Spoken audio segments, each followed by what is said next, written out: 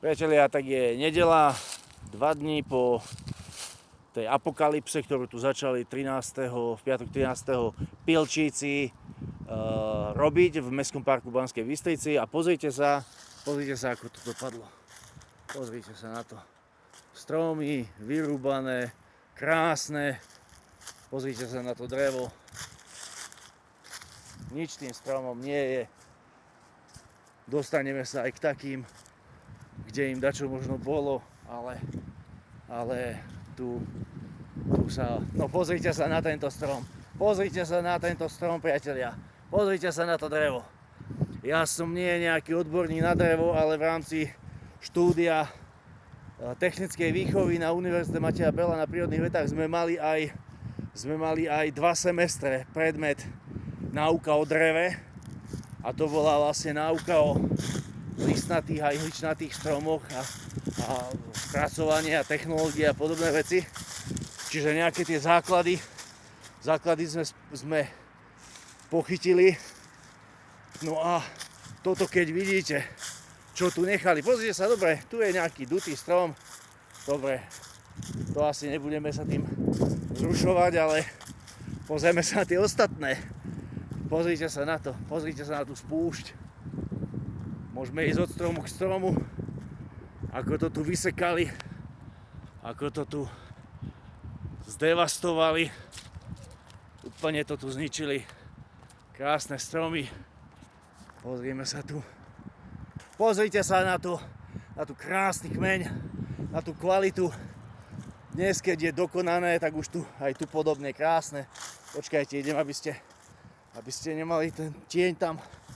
Pozrite sa, nič tomu není. Biznis je biznis. Pozrite sa na tie stromy. Poďte sa pozrieť a tu ďalej. Poďte sa pozrieť. A hlavne na tú robotu. Dobre, že to nepílili od pása vyššie. Ale to sú už len také technické detaily. Pozrite sa, tu je detské ihrisko.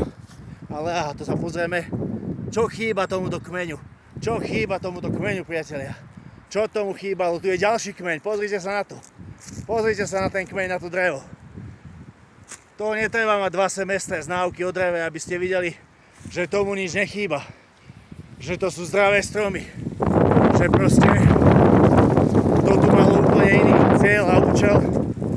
No a poďte sa pozrieť. Detské ihrisko. Toto je detské ihrisko v Mestskom parku.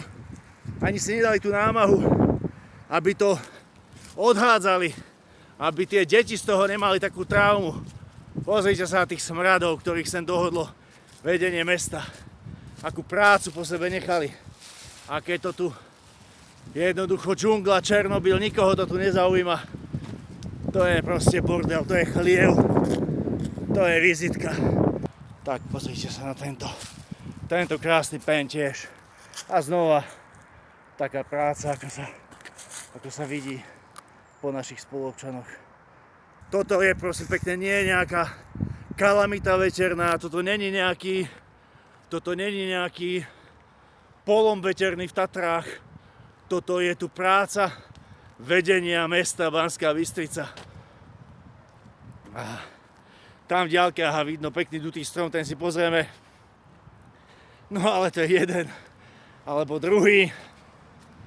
A pozrite sa, zase veľký, silný, zdravý strom, ktorý vydržal desiatky kadejakých veterných smrští, až ho nakoniec položili noskoví pilčíci. Áno, tu je, vidíte, tu je dutina, to je dutý. Tie duté mohli, aj tam je dutý, tie duté mohli dať dole. Ale takýmto zdravým, ktorým nič nebolo, len mali tú smolu, že proste zostali v ceste biznisu. Zostali a vadili by tým kšeftom, tomu záujmu. Pozrite sa tu. To je neuveriteľné toto. A priatelia, pozrite sa. Tu sa prejdeme cez tento stromček.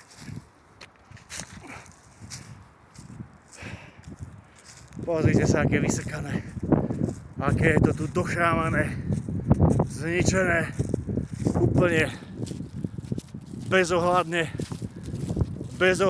porobené. stromy, ktoré tu chránili celý ten park, ktoré naozaj odolali veterným vplyvom všetkému. Pozrite sa, koľko námahy si museli dať, aby zničili tento strom. Pozrite sa na to. Ten má priemer, hádam, 1,4 m, 1,5 m. Obrovský, krásny. Čo mu bolo? Už, stromčeky, vadili ste biznismenom, vadili ste kšeftom. A priatelia, že o kšeft ide až na prvom mieste, asi vyplýva aj z toho, že výrub a odstránenie stromov má podľa mojich informácií stáť až 1 200 000 eur. 1 200 000. A to sa pýtam, že kam táto nádherná drevná hmota, komu to poslúži ako palivo, kto si to odnesie, kto si to zoberie, komu to pôjde. Priatelia, ak po bývalom primátorovi Petrovi Gogolovi zostalo dlhé roky vlastne nevyriešené to mestské parkovisko pri mestskom úrade, kde je teraz ten nezmyselné obchodné centrum, tak po Jánovi Noskovi zostane pamätník zničený mestský park. To bude vizitka Jána Noska, cudzinca vo vedení mesta Banská Bystrica.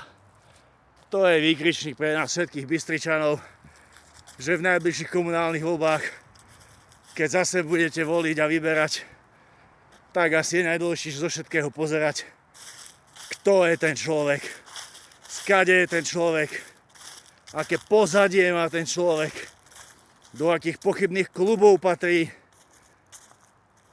lebo potom to dopadne takto. Pozrite sa na to. Pozrite sa na to. Pozrite sa zase na to krásne drevo. Čo mu chýbalo? Čo mu vadilo? Čo mu bolo? A toto je rez ako z veľkej školy. Ako z veľkej školy. Čo je tomuto pníku? Priatelia, takto tu môžeme chodiť ešte pol hodinu, aby som vám ukázal všetku tú katastrofu. Najlepšie, čo môžete spraviť, sa sem ísť pozrieť. Ešte toto vám ukážem, lebo to stojí za to.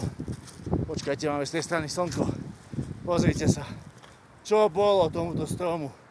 Čo bolo tomuto stromu odpílenému, ako pília naši spoluobčania v slovenskom raji tie stromy. Od pása hore, aby sa nikto nemusel zohýnať. Pozrite sa na toto drevo. Pozrite sa na tento strom. Som zvedavý, kde skončí, u koho skončí. Doplaču celé. Priatelia, tak videli ste katastrofu v mestskom parku Banská Bystrica, alebo teda dá sa žiaľ povedať v bývalom mestskom parku Banskej Bystrici. A ja sa pýtam, že kde boli všetci tí Greenpeace aktivisti, tí ekologickí aktivisti, kde bola celá Green Deal Európska únia, ktorá nás poučuje o tom, že máme byť ekologickí, máme